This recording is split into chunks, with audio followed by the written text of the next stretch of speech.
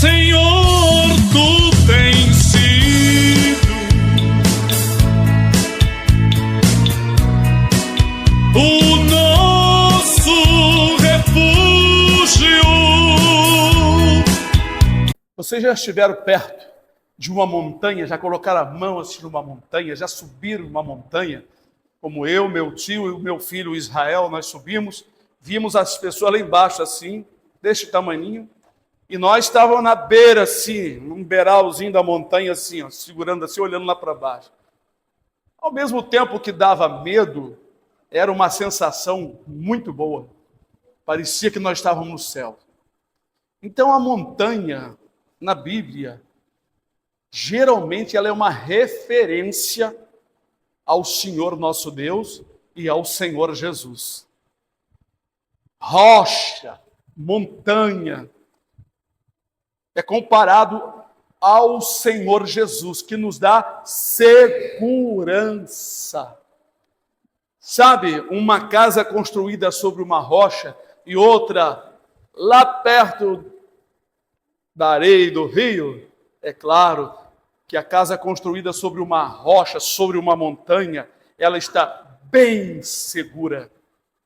Então a Escritura ela faz uma referência para você construir a tua vida, a tua casa. A casa nossa é a nossa vida espiritual, nosso comportamento. Tem gente que constrói seu comportamento e sua educação em cima de uma má educação que vê em televisão ou dos colegas do colégio. É muito importante analisar antes de construir o local de construção. Assim a nossa vida aqui, espírito e alma precisam ser construídos. Até o nosso corpo físico, tem gente que vive comendo coisas que causam inflamações, doenças, que engorda demais e continua, porque a língua diz que está gostoso. Nem tudo que é gostoso na língua faz bem ao corpo. É aí que Deus fez alguns alimentos que a maioria não gosta. Não é? Jiló, a maioria não gosta. Limão, chupar um limão sem açúcar. Porque o efeito do limão é sem açúcar, mas sem açúcar não é fácil. E tem outros alimentos que as pessoas não gostam. Quiabo, não é? Porque fica aquele negócio babento, não sabem fazer, fica babento, né? Mas ele tem realmente um pouquinho. E tem outros alimentos que é excelente para a saúde, mas a língua não gosta. Geralmente nós aprovamos para comer, para o bem do corpo e bem-estar, nós construímos a nossa saúde em cima de alimento que a língua aprova, gosta. Aí vem o erro do ser humano. É exatamente o que a palavra nos ensina. As pessoas constroem a sua vida, querem entrar nos céus, construindo uma ideia em cima de areia, em cima de coisa instável que não permanece. Por isso o Senhor diz que escreveu o nome dos desobedientes na areia. Na areia porque se desfaz, vem a chuva e o nome se desfaz. Pois o nome dos obedientes estão escritos no livro da vida, aleluia. Oh, glória! Lá a chuva não paga, não apaga, meus irmãos. Então, vejam bem, cada um veja como constrói. O apóstolo ele diz assim: eu, como sábio arquiteto, pus o fundamento. E depois ele disse: o fundamento não é outro senão Jesus Cristo. Fundamento, base, montanha, rocha da construção. Então vamos começar no primeiro versículo, depois nós vamos passando para os irmãos outras passagens das Escrituras, por onde vamos também ler sobre a rocha. Todos de pé, crianças e adultos, aleluia. Em Lucas capítulo 20, versículo 17 e 18, está escrito: mas ele, olhando para eles, disse: que é isto que está escrito? A pedra que os edificadores reprovaram, essa foi feita cabeça da esquina. Qualquer que cair sobre aquela pedra ficará em pedaços, e aquele sobre quem ela cair será feito em pó. Olha o que está escrito a palavra. Quem cair sobre esta pedra será feito em pedaços, mas quem a pedra cair em cima, a pessoa vai ser reduzido a pó. O que Jesus quis dizer com isso? Primeiro, ele disse que o que está escrito, isso está escrito no Velho Testamento. A pedra que os edificadores, os construtores, olha só, reprovaram. Vamos falar sobre isso, poder assentar. A pedra que os construtores, os pedreiros, arquitetos, reprovaram, tornou-se a principal. Escutem para vocês aprender. Faz de conta que isso aqui é uma construção. Aqui é um alicerce. Nas esquinas, se tivesse uma esquina aqui, aqui era colocada uma pedra, chama-se do ângulo, chama-se pedra angular. Pedra da esquina, pedra principal. Existia também, quando fazia, por exemplo, aqueles arcos de pedra, tinha uma pedra principal que era a pedra que colocava em cima, ela era assim, ó, ela era cortada assim, ó. Geralmente eram pedras grandes, não eram pedrinha pequena. Ela fechava o arco e não deixava o arco cair de jeito nenhum. Então ela era uma pedra principal. E no ângulo do alicerce, chamada pedra principal, pedra angular. Mas os edificadores, os construtores, os pedreiros, rejeitaram essa pedra, reprovaram essa pedra. Por quê? Agora vem a parte interessante aqui desse pedacinho do versículo. Por que eles reprovaram? Irmãos, como eu disse, as pessoas edificam o seu corpo aprovando o que a língua gosta. Porque o sabor vem aqui e a pessoa se engana pelo sabor. Às vezes o sabor não faz parte de um alimento que deveria, assim, ter propriedades benéficas. Tem alimento que, se comer demais, ele prejudica. Mas tem alimentos que as pessoas não gostam, reprovam porque tem um sabor estranho. O sabor não é muito bom. Muitas pessoas não comem chuchu, não comem folhas, porque não tem muito sabor. A folha verde contém cálcios e ferro. Quando a pessoa não come o cálcio, principalmente o adulto, começa a sentir dores de dente e dores nos ossos. Porque o organismo tira o cálcio dos ossos e dos dentes para digerir os outros alimentos. Eu aprendi isso com uma doutora. E tenho experiência, porque comigo aconteceu isso. E depois que eu passei a comer e a ingerir mais cálcio, por causa que o adulto consome mais cálcio do que uma criança de colo. Interessante isso, né? Eu achava que quem consumia mais cálcio eram as crianças, mas não, é o adulto, devido ao desgaste. Então, amados, meus dentes pararam de doer, porque doía. Tinha esse aqui, muito perfeito, esse canino, que chama de canino, esse dente doía sem ter cárie, sem ter nada. E foi uma doutora que me ensinou. E quando eu passei a comer, então, mais couve, a dor de dente sumiu. Comprovado. Depois eu li sobre isso. A ciência de hoje descobre muitas coisas e nós aprendemos com ela também. É só para viver aqui. Bom, trazendo isso para as coisas espirituais, esses reprovadores aqui, esses edificadores reprovadores, reprovaram Jesus. Porque a mensagem de Jesus, a construção que Jesus ensinava, não estava agradando a língua deles. Ou seja, não era do gosto deles. Mas Jesus afirmou, a pedra que os edificadores rejeitaram tornou-se a principal. E vou dizer mais, muito mais do que a principal da construção. É apenas uma figura, uma comparação. A construção que ele fala, que construção? É a construção da igreja, não é templo. Não é o templo da igreja de Jesus Cristo na terra. Ela é construída com a base principal, que é Cristo. Ninguém pode pôr outro alicerce além do que já está posto, que é Jesus. Está escrito. Não é Maria, não é João, São Pedro, não é ninguém, santo nenhum. É Jesus. A Bíblia, em parte alguma, diz que Pedro é o alicerce da igreja. Não diz isto. Jesus só usou tipo um trocadilho. Tu és Pedro, Pedro, tu és rocha. E sobre esta rocha edificarei a minha igreja. Como é que Jesus ia edificar a sua igreja sobre Pedro? O que Pedro tinha para oferecer? Qual foi a doutrina que Pedro criou? Nenhuma. Ele foi uma das peças que Jesus usou naquele tempo, entre os outros discípulos, para começar a obra. Mas a rocha que Jesus disse era ele mesmo. Porque o que Pedro anunciou? Pedro anunciou a rocha. Ele não anunciou nada em nome dele.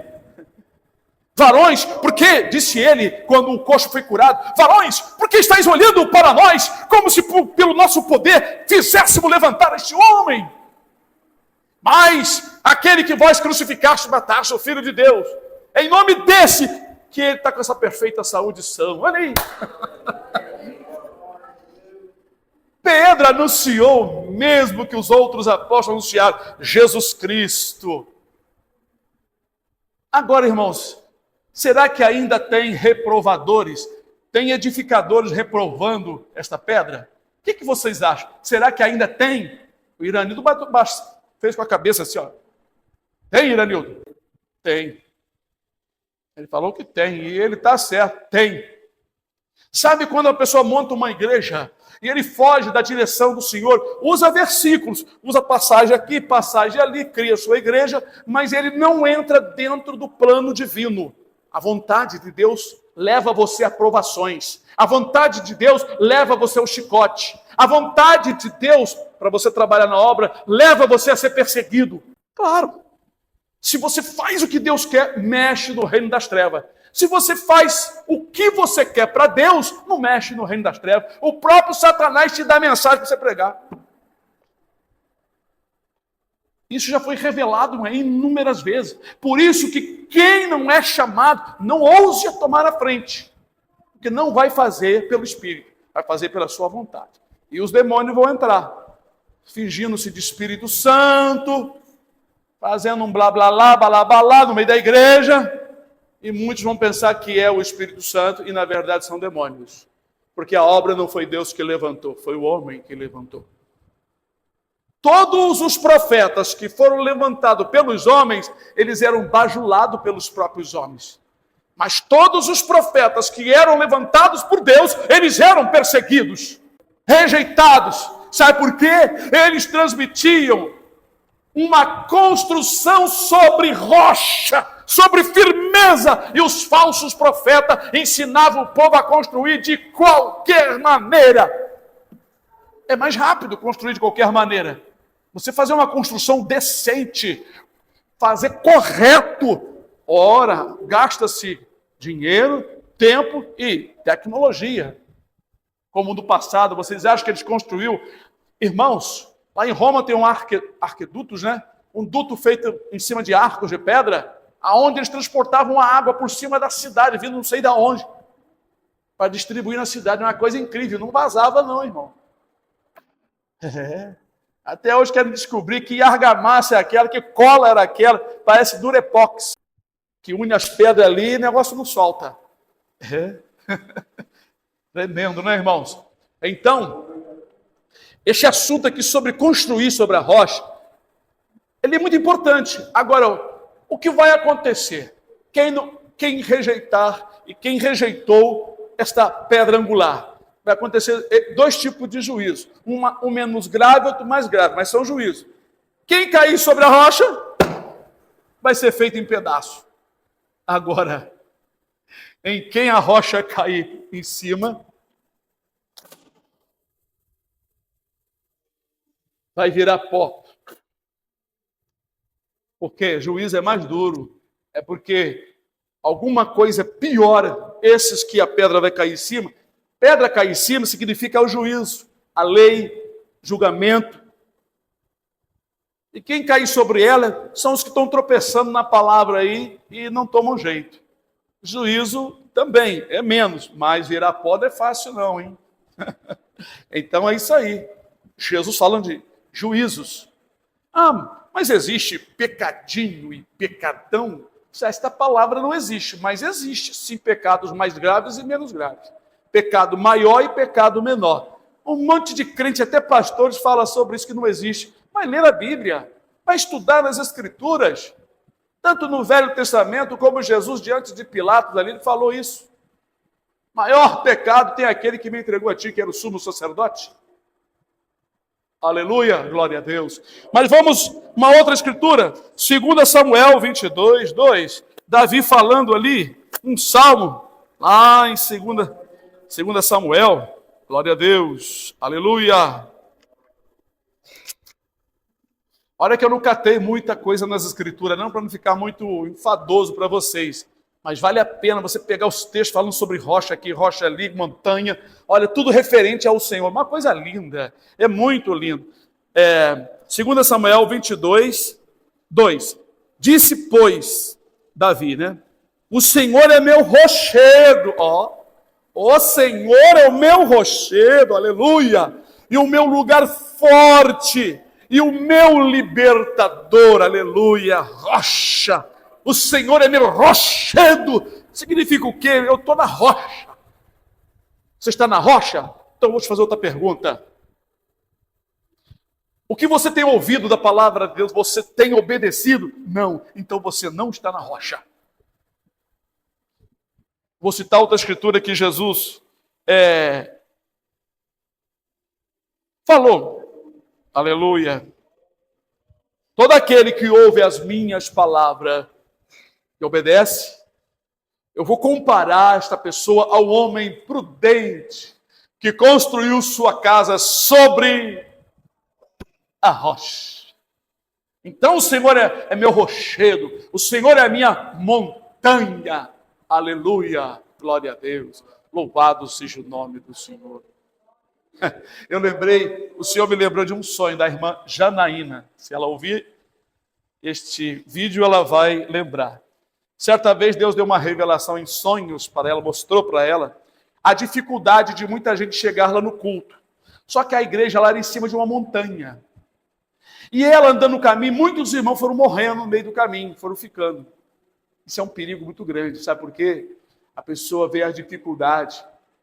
Quando ela chegou lá, a dificuldade ainda era maior, porque o culto, a igreja estava lá em cima, o templo estava lá em cima, e não tinha escadinha, ela tinha que pular. Mas pular como? Era uma montanha.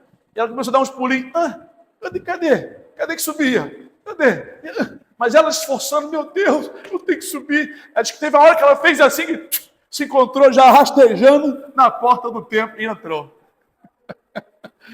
Sabe por quê? Sabe o que é isso que Deus mostrou? O esforço. Você não consegue sozinho, mas quando você se esforça, Deus olha que você está se esforçando, Ele te dá aquela ajuda.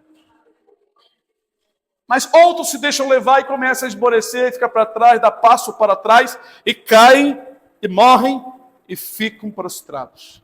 Aleluia, glória a Deus. É maravilhoso, irmãos. Então, a casa na rocha, ela é construída quando a pessoa ouve a palavra e segue o que Jesus ensina. Agora, se a pessoa segue o seu próprio entendimento, ou falsos ensinos por aí, ou ensinos moderados, ensinos, sabe, parecendo um sorvete, ainda com aquele negócio por cima assim que põe, né? Para poder a pessoa ficar ali só sentindo o saborzinho e o melzinho ali do sorvete, e não se alimenta. Porque o sorvete não é um alimento bom, segundo os nutricionistas e médicos. É gelado, é gostoso na língua, mas faz um mal tremendo. Irmãos, existe muitos ensinos que é doce na boca, mas não tem uma propriedade para construção, para edificação, para nutrição. Quando Jesus diz, quem ouve a minha palavra e põe em prática, ele compara a um homem que está construindo, está edificando com o material certo, sua casa sobre a rocha. Então ele disse, sopraram os ventos, vieram as chuvas, correram os rios, combateram aquela casa, e ela não caiu, porque ela estava firme. firme. Assim é aquele que segue a doutrina santa e o ensino santo. Sua alma e o seu espírito fica firme, e o Senhor, que é a rocha, está ali segurando a sua vida. Ele está ali te sustentando nos momentos difíceis. É isso que a palavra de Deus diz. Aleluia, glória a Deus. Ainda vamos para o livro de Isaías. Isaías, capítulo 26. É maravilhoso estudar, irmão, porque você encontra muitas palavras de conforto, de consolo, de ânimo, de esperança, sabe? Aleluia, glória a Deus. Apenas falando os versículos que o Senhor é a nossa rocha. Versículo 4. Confiai no Senhor perpetuamente, ou seja, para sempre, porque o Senhor Deus é uma rocha eterna, não tem fim. Quem está com a sua vida construída nessa rocha tem a vida eterna, não tem mais fim. Ninguém vai tirar você dali. Aleluia, glória a Deus. Agora, veja bem, ele é uma rocha eterna. Para concluir, vamos para... quase concluindo. Daniel capítulo 2. Jeremias, Ezequiel, Daniel, já até passei. Daniel capítulo 2. Aonde fala daquela pedra que encheu toda a terra? Ah, sim. Versículo 34 e 35. Está escrito assim: estavas vendo isto, quando uma pedra foi cortada, sem mão, a qual feriu a estátua nos pés de ferro e de barro, e os esmiuçou. Então foi juntamente esmiuçado o ferro, o barro, o cobre, a prata e o ouro, os quais se fizeram como pragana das eiras de estio. É aquele mato sequinho que o vento vai jogando assim, ele vai andando, vai sumindo.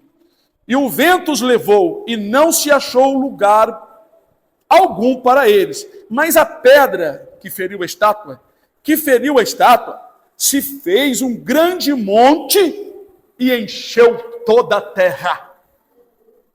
E encheu toda a terra. É como na visão do sonho, a pedra veio, ninguém cortou a pedra, ela veio e bateu no pé. Ela não bateu na cabeça, nem na barriga, nem no braço, nem na coxa, mas no pé da estátua. O pé da estátua é o reino agora. Esse reino misturado aí, ferro e barro.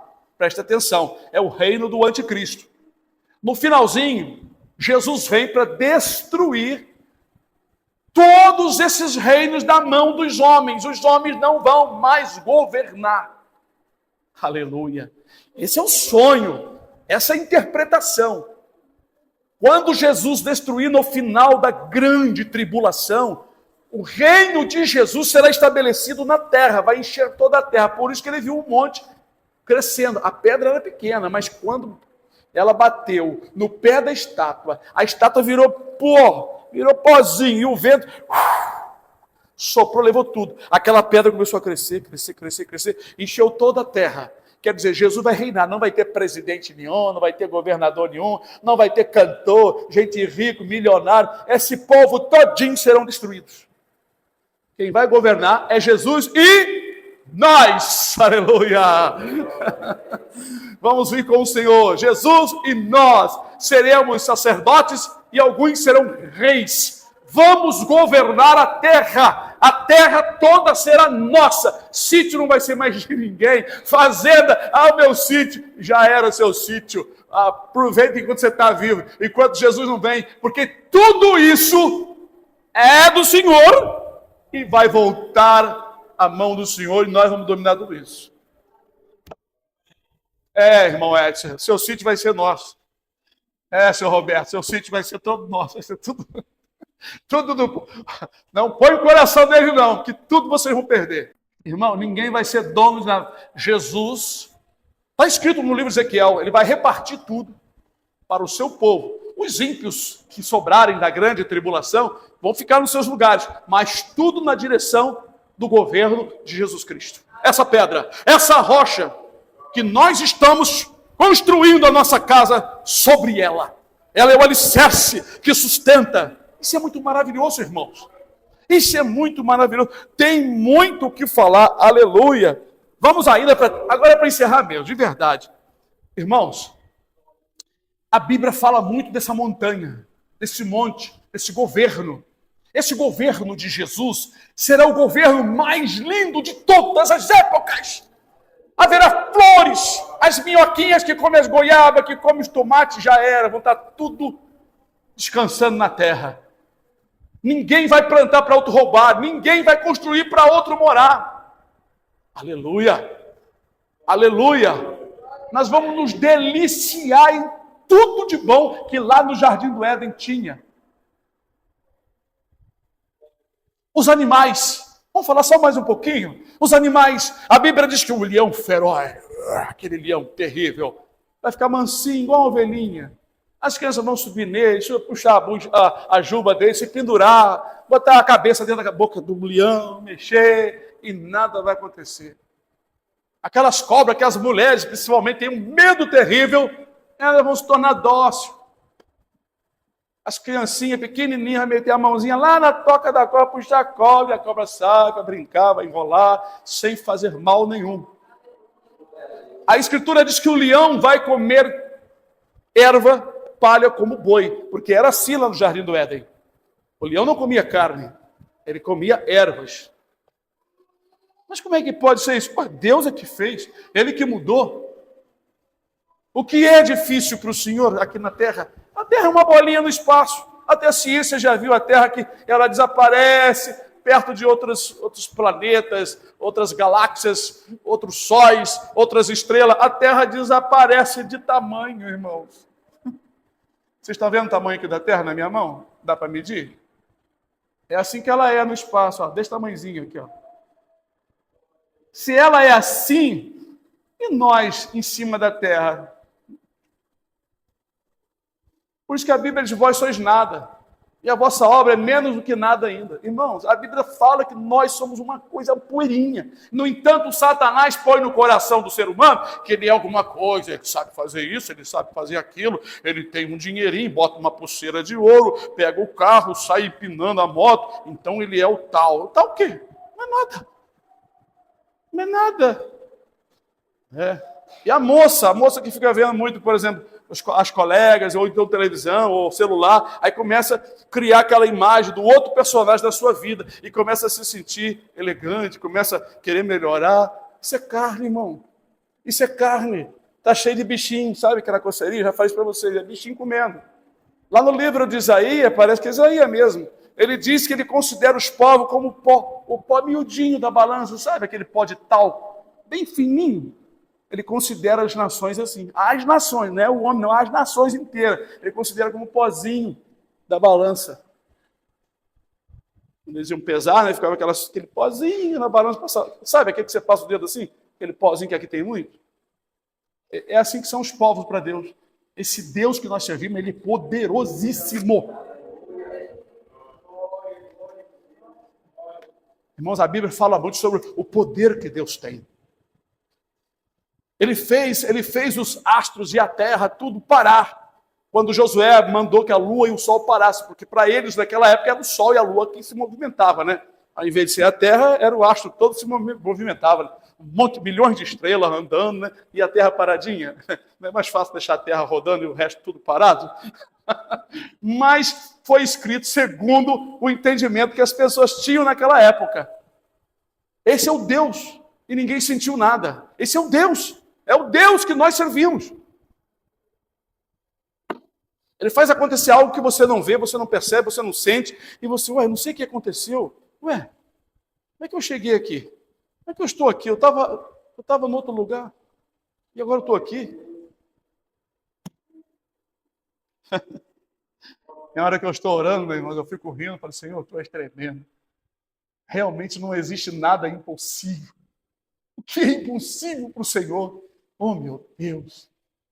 Por isso que o Senhor está no controle, e as coisas não acontecem por si mesmas. Existe um controle, existe um poder controlando. Vamos lá para 1 Coríntios. Agora vai falar bem claro sobre o nome dessa rocha. Bem claro, para vocês não esquecer. Aleluia! Oh, glória! Abra todo mundo aí, meu. 1 Coríntios capítulo 10. Capítulo 10. Versículo 4, que está escrito assim: e beberam todos de uma mesma bebida espiritual, porque bebiam da pedra espiritual que os seguia, e a pedra era Cristo. Oh, glória! Encerrando com essa chave de ouro, e a pedra era Cristo. Mas que pedra, pastor? Você não leu o Novo Velho Testamento, não? Não lê as histórias, não? Ora, então vamos contar um pedacinho. Deus, pela mão de Moisés, tirou o povo do Egito, passou pelo deserto. No deserto não tinha água, não tinha plantação, não tinha nada, mas tinha a presença do Senhor. Sua vida pode estar deserta, o lugar onde você estiver pode estar deserto, mas se o Senhor está com você no deserto, tem tudo. É só clamar a Ele. O que for da vontade dEle e o que for necessário, Ele vai dar. Então, em exato momento, o povo estava com sede. Certamente tinha acabado a reserva de água. E eles foram a Moisés e clamaram, e reclamaram, e murmuraram. E o Senhor disse assim: dá água a este povo. Vai diante da rocha e fere a rocha. Moisés foi lá e bateu com o seu bastão na rocha, e a rocha abriu, e água. Não é pouquinha não, irmão, não é uma biquinha de água, não é uma torneirinha. Saiu, foi água, e não foi água por um momento. Foi saindo água, e a rocha foi, produzindo água, que só Deus sabe de onde veio essa água. Na hora ele fez a água vir do chão, abriu um buraco na rocha, deixou só a tampinha para o Moisés bater. Deus é Deus, irmão. Mas se ele quiser que saia um buraco aqui, saia água, saia qualquer coisa, ele faz. Agora, o apóstolo Paulo recebeu divinas revelações, que hoje, por aqui, nós entendemos que muitas coisas têm o seu significado relacionado a Cristo, à igreja e ao nosso Deus, e até mesmo ao inimigo. Então ele usou essa expressão, a rocha que os seguia. Mas aquela pedra seguia? Ela estava num lugar só. Mas que rocha era essa que estava seguindo o povo? É Cristo. Jesus estava em todos os lugares com eles. Agora, quando bateram na rocha, aquela rocha ali, Jesus estava ali na rocha. Quando foi ferida a rocha disse assim: Pai, está consumado. E a rocha morreu e deu água para todo mundo. Não vou explicar. Quem quiser, batalha na mente para entender. Por isso que na segunda vez Deus falou para não ferir a rocha, para falar a rocha. Aí é outro mistério. Então, irmãos, aquela pedra que saía água, Deus poderia ter falado para Moisés: fere a terra, que vai sair água da terra. Não, fere a rocha. Aleluia. Para ficar a mensagem, a rocha e a água que sai da rocha, como Jesus diz para a mulher samaritana: quem beber da água que eu der, aleluia. A mulher disse: Senhor, como pode, Senhor? Eu sou mulher samaritana, o Senhor é judeu, e me pedes água de beber? Mulher, se você cresce quem é que fala contigo, se soubesse quem sou eu, tu lhe pediria água, e ele te daria a água da vida. Mas, Senhor, tu não tem como tirar. Ela pensava que era do poço, né? Mas era dele, né? Dá-me desta água, Senhor, para que eu nunca mais venha aqui tirar água desse poço. Aí a conversa foi rolando. Vai lá e chama o teu marido. Ah, eu não tenho marido. Ah, sim, muito bem. Você disse com verdade que não tem marido. Porque, na verdade, tu tivesse, 5 maridos. E o que você tem agora, 6. Não é teu, Olha aqui a conta. Olha a conta de novo, hein? Olha o mistério. Está faltando agora o 7º. Quem é o 7º? A rocha que estava ali, Jesus. Ela possuiu 5, tinha 1, todos eles não eram dela. Mas o dela estava ali, é Cristo. E ela, quem que ela representa? Quem que é essa mulher samaritana? Irmão, para mim representa os gentios. De todas as épocas, namorando o diabo aí, mas chega com Jesus e encontra o Salvador, o esposo, o noivo. Aleluia, glória a Deus. Então, amados, a água, ela representa, irmão, tanto a palavra quanto o Espírito Santo, dependendo do texto. E a rocha somente representa um Jesus. Dele, quando morreu na cruz, o soldado foi e furou a sua lateral. Saiu o que aqui da sua lateral? Água e sangue. Tinha que sair água e sangue. Água e sangue, não é água misturada com água e sangue. Saiu água, depois saiu sangue, ou saiu sangue, depois saiu água, não sei. Mas saiu água e sangue, para ficar a mensagem. Ali tem uma mensagem oculta ali, água e sangue. Saiu da rocha. Fere a rocha. Pai, está consumado. Saiu água e rocha. E sangue, perdão.